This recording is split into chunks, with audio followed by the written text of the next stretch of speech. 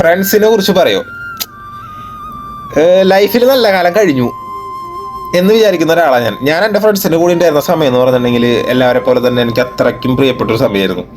എൻ്റെ ഫ്രണ്ട് സർക്കിളിലെ ഏറ്റവും ആദ്യം ഗൾഫിലേക്ക് വന്ന ആൾ ഞാനായിരുന്നു. ആദ്യം ഗൾഫിലേക്ക് കയറി വന്നപ്പോൾ ഞാൻ വിചാരിച്ചതെന്ന് വെച്ചാൽ ഇനി നാട്ടിലേക്ക് പോകുമ്പോൾ കൂട്ടുകാരായിട്ടൊക്കെ അടിച്ചു പൊളിക്കാൻ പൈസയ്ക്ക് ബുദ്ധിമുട്ടൊന്നും ഉണ്ടാവില്ല, എല്ലാം നമുക്ക് നല്ല രീതിയിൽ ചെയ്യാമെന്നൊക്കെ വിചാരിച്ചു. പക്ഷേ ഒരുത്തനും ഗൾഫിലേക്ക് വരേണ്ട താമസം അടുത്തുള്ളവൻ കയറിപ്പോയി. അത് കഴിഞ്ഞിട്ട് പിന്നത്തെ അങ്ങനെ നാട്ടിലേക്ക് തിരിച്ചെത്തിയപ്പോൾ എൻ്റെ ഫ്രണ്ട്സ് ആരുമില്ല, ഞാൻ ഒറ്റയ്ക്കായി. പിന്നീട് ഞാൻ വരുന്ന വെക്കേഷൻ ടൈമിലല്ല ഒരുത്തൻ വരിക, മറ്റൊരുത്തൻ വരിക, എല്ലാവരും തോന്നിയ സമയത്തായി. പിന്നീട് വല്ലപ്പോഴും കോൾ ചെയ്താൽ മാത്രം സംസാരിക്കും, എന്നിട്ട് ഇല്ലാത്ത കുറേ പ്ലാനിങ്ങുകൾ ഉണ്ടാക്കും. ഇനി വരുമ്പോൾ ഒരുമിച്ച് വരണം, നാട്ടില് ഒരു മാസം എല്ലാവർക്കും ഒരുമിച്ച് നിൽക്കണം എന്നുള്ള പ്ലാനായി.